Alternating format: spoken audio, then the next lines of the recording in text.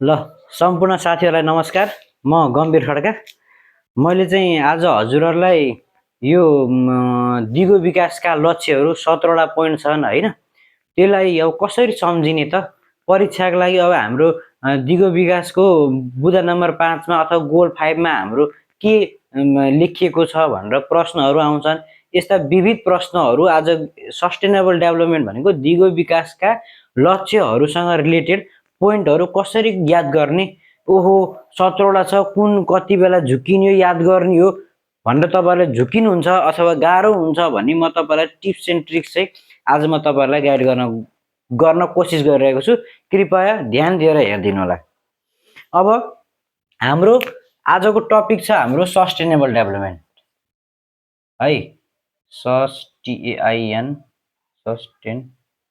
Sustainable development है, sustainable development. अब यसमा हाम्रो कतिवटा बुँदाहरू छ भन्दा टोटल 17वटा छ। कतिवटा छ अरे? जम्मा 17वटा, धेरै छँदै छैन, जम्मा 17वटा छ। अब यसलाई कसरी याद गर्ने भन्दाखेरि एक नम्बर तपाईँले याद गर्ने हो केही होइन। पहिला विकास हुने भनेको त मान्छे देशबाट गरिबी हट्नु हो नि त। त्यही सुरुमा नो पोभर्टी, ठिक छ। अब पोभर्टी, गरिब भएन नि के हुन्छ? खानाहरू त मजाले खान पाइन्छ भन्न खोजेको। अब यहाँ खाना खान पाइन्छ भनेको अब यहाँ जिरो हङ्गर है। सुरुमा पोभर्टी। डेभलपमेन्ट, सस्टेनेबल डेभलपमेन्ट, विकास भनेको के हो भन्दा मान्छेलाई एटलिस्ट घाँसबासहरू मजाले पुरा गर्न सकोस् भन्ने हो। सुरुमा गरिबी हटाउन पर्यो। डेभलपमेन्ट भनेको देशमा गरिबी हटायो भने त एक किसिमले त मान्छेहरू धनी अथवा पैसावाला सम्पन्न अथवा आफ्नो इच्छा आकांक्षा पुरा गर्न सक्ने भयो भने त हाम्रो त केही न केही त डेभलपमेन्ट त हुन्छ। तर सुरुमा पोभर्टी सम्झिने। पोभर्टी कसरी हुन्छ भन्दा गरिबीको भोगमरी हटाइदिने, गरिबीको भोगमरी हटाइदिने के हुन्छ? डेभलपमेन्ट हुन्छ। अब हामीले सानो सानोमा पढ्दै जान्थ्यौँ नि, जस्तै शिक्षा, स्वास्थ्य, रोजगारहरूमा चाहिँ विकास गर्नुपर्छ नेपालले भन्छ नि। शिक्षा स्वास्थ्य भनेर पढ्यौँ नि हामीले सानोमा। अब ठ्याक्कै यसलाई चाहिँ उल्टो गराइदिने। उल्टो भनेको 3 नम्बरमा हेल्थको फेसिलिटी हुन पर्यो, त्यसपछि उल्टो भनेको तलबाट माथि जाने, त्यसपछि शिक्षा हो, एजुकेसन, ठिक छ। 4वटा पोइन्ट ठक्क भइसक्यो। डेभलपमेन्ट भन्ने बित्तिकै गरिबी हटाइयो भने विकास हुन्छ। गरिबी, नो पोभर्टी। गरिब भयो भने के हुन्छ? भोकमरी पनि हुन्न, भनेको जिरो हङ्गर हुन्छ। त्यसपछि तेस्रो नम्बरमा हामीले देशमा शिक्षा स्वास्थ्यमा राम्रो गर्नुपर्छ भनेर सानो क्लासहरूमा पढ्यौँ। शिक्षा स्वास्थ्य भन्यो नि। अब यहाँ चाहिँ ठ्याक्क तलबाट माथि जाने। सुरुमा स्वास्थ्य, त्यसपछि शिक्षा। अब बुँदा नम्बर 5 र बुँदा नम्बर 10 चाहिँ समानतासँग रिलेटेड छ, भनेको इक्विटीसँग। सुरुमा यहाँ जेन्डर इक्विटी के गरे? Gender equity. 5 मा जेन्डर इक्विटी छ भने 10 मा पनि इक्विटीसँग रिलेटेड नै हुन्छ। तर यहाँ के हुन्छ भन्दाखेरि रिड्युस इन इक्वालिटी, ठिक छ। 5 नम्बरमा के छ भन्दाखेरि जेन्डर इक्वालिटी, ठिक छ। अब हामी के गर्छौँ? यहाँ 10 नम्बर लेख्छौँ है। अब के गर्छौँ हामीले? यहाँ 10 नम्बर, 6 नम्बर, 7, 8, 9, 10। अब चिसो मौसम सुरु हुँदैछ। पानी के हुन्छ? चिसो छ। हेरे पानी चिसो छ, पानी चिसो छ। 6 मा के आउने भयो? पानी। के आउने भयो? क्लिन वाटर, ठिक छ। पानी अब के गर्यो हामीले? खाइयो। मानौँ अब हामीले पानी खाइयो। पानी खाएपछि के आउँछ? इनर्जी आउँछ हो। के आउँछ? इनर्जी आउँछ। इनर्जी आयो भने के हुन्छ? अब हामीले चाहिँ काम गर्न सकिन्छ है। हल्ट, अब मैले काम गर्न सक्छु है भनेपछि यहाँ के आउँछ? अब वर्क आउँछ, ठिक छ। वर्क आउँछ। अब 9, अब 6, 8 नम्बरसम्म त भ्याइयो। अब 9 पोइन्ट भनेको यानी हो 9। 9 मा के आछ यहाँ आइएन भनेको अब यहाँ पनि के आउनु भयो इन्फ्रास्ट्रक्चर इनोभेसन एन्ड इन्डस्ट्री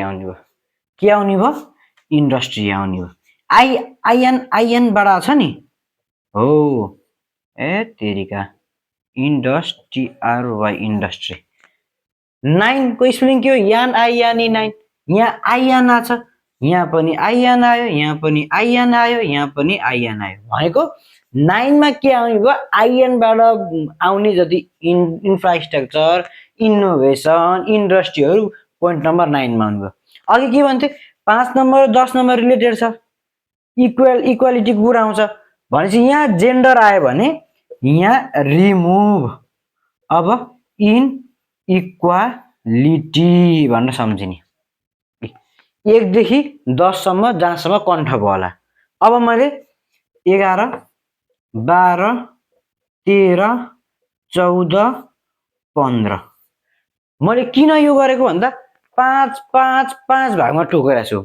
अब 11 12 13 आउने बित्तिकै अब आयो पालो सी को पालो आयो सी को पालो आयो अब है सुरुमा सी भनेको सिटीज एन्ड कम्युनिकेसन ओके के छ सिटीज एन्ड कम्युनिकेसन छ अब शहर सरी कम्युनिकेसन बनाए सरी सिटीज एन्ड कम्युनिटिज अब शहर क्षेत्रमा बढे के हुन्छ कन्जप्सन एन्ड प्रोडक्सन ठीक छ अब सिटीमा चाहिने भन्दा बढी खाइयो भने के हुन्छ चाहिने भन्दा बढी खाइयो अथवा चाहिने भन्दा बढी फालियो कन्जप्सन चाहिने भन्दा बढी गरियो वा चाहिने भन्दा बढी प्रोडक्सन गरियो उत्पादन गरियो है त्यो भयो भने के हुन्छ वातावरणमा प्रभाव पर्छ भनेको अब यहाँ क्लाइमेटले गर्छ अब यहाँ एक्सन लिन्छ ठीक छ क्लाइमेटले अब यहाँ के गर्छ एक्सन लिन्छ अब 14 नम्बरमा क्लाइमेटले एक्सन गर्ने बित्तिकै अब हामीले त लाइफ त बाँच्न त गाह्रो हुन्छ अब के हुन्छ कि पानी मुनि बस्न पर्यो कि जमिन माथि भनेको पहिला पानी life below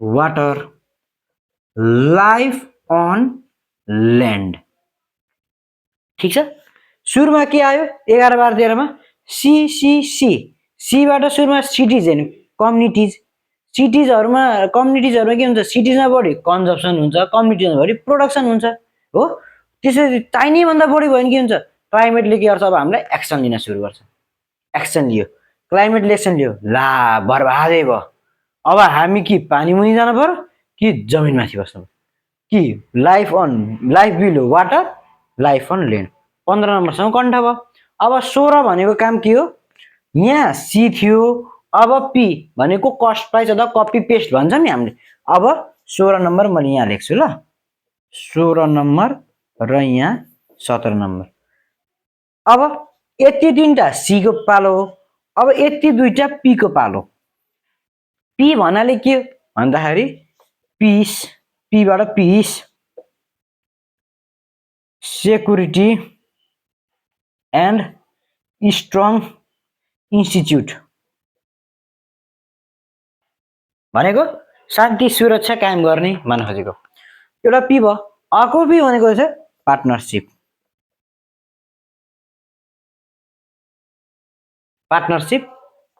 for the goal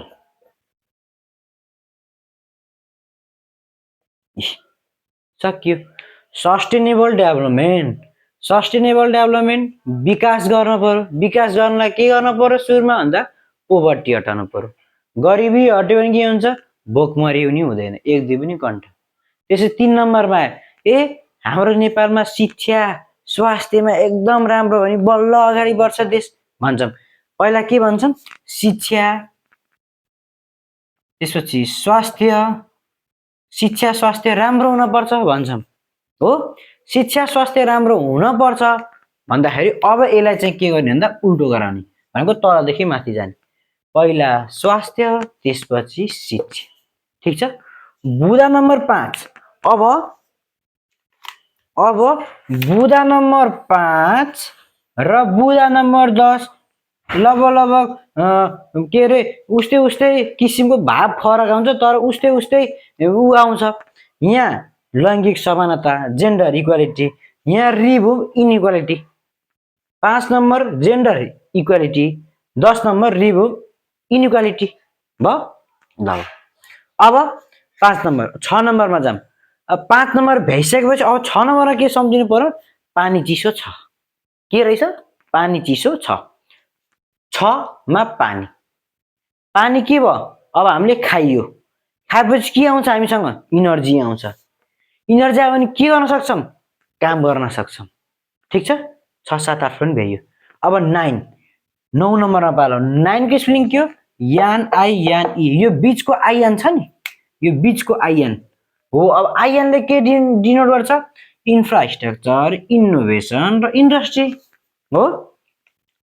5 र 10 त हामीले लिङ्क हुन्छ भनेर भनिसक्यौँ हो। अब 11, 12, 13। 11, 12, 13 मा के हुन्छ? सी सम्झिने। के सम्झिने? सी सम्झिने। सीबाट सिटिजन कम्युनिटिज। सिटिज र कम्युनिटिजमा के हुन्छ? बढी कन्जप्सन र प्रोडक्सन हुन्छ।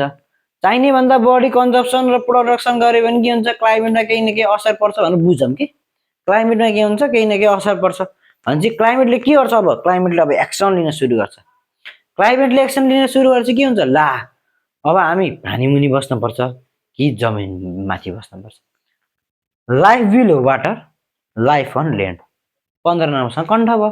सुरुमा सी आएपछि अब केसको पालो आयो? पीको पालो। 16 मा पीबाट के?